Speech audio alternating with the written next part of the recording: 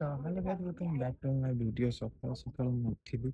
ତ ଉଠିକି ଗୋଟେ ଯିବି, ଗୋଟେ କାମ ଅଛି। ପୂର୍ବରୁ ମୋବାଇଲ ଲଗେଇଲି ଷ୍ଟାଣ୍ଡରେ, ଆଉ ଆମେ ବି ବାହାରି ଯାଇଛୁ। ଡେରି ହେଲେ ବି ଦେଖିବା ପହଞ୍ଚେ ଜାଗା ମୁଣ୍ଡରେ ପହଞ୍ଚିଲେ କ'ଣ କ'ଣ ସବୁ ହବ ଏଟା ସବୁ କହିବି। ବର୍ତ୍ତମାନ ଦେଖିକି ଆମେ ପଳେଇବୁ।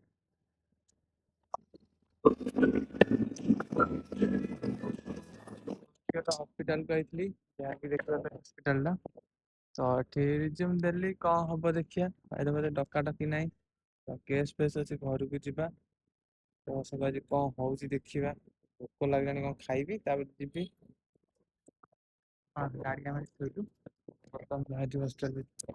ଆଜି କ'ଣ କହୁଛି ତା ପୂର୍ବରୁ ଏଇଭଳିଆ ଇଣ୍ଡିଆନ୍ କିଛି ଅଛି। ତ ବର୍ତ୍ତମାନ ସିନା ରେଟିଂ ବର୍ତ୍ତମାନ ରେଡି ଅଛି। ଆସିଲେ ଷ୍ଟାର୍ଟ କରିବା। ଶ୍ୟାମ ରାତିରେ ବେଳେ କିଛି ହେଲା କେସ୍ ପକେଇଛି। ତ ସେପଟେ ଆମେ ସବୁ କାମ ଚାର୍ଜରଟା ଧରିକି ସେପଟେ କ'ଣ କରୁଛନ୍ତି ବସିକି କାମ କରୁଛନ୍ତି।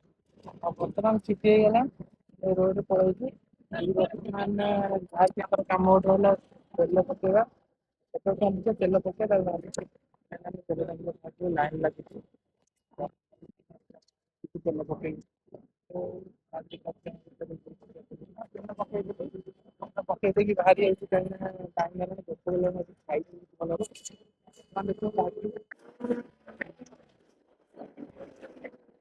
ବର୍ତ୍ତମାନ ଘରକୁ ଆସିଲି, ସବୁ କାମ ପତ୍ର ସରେଇଲି।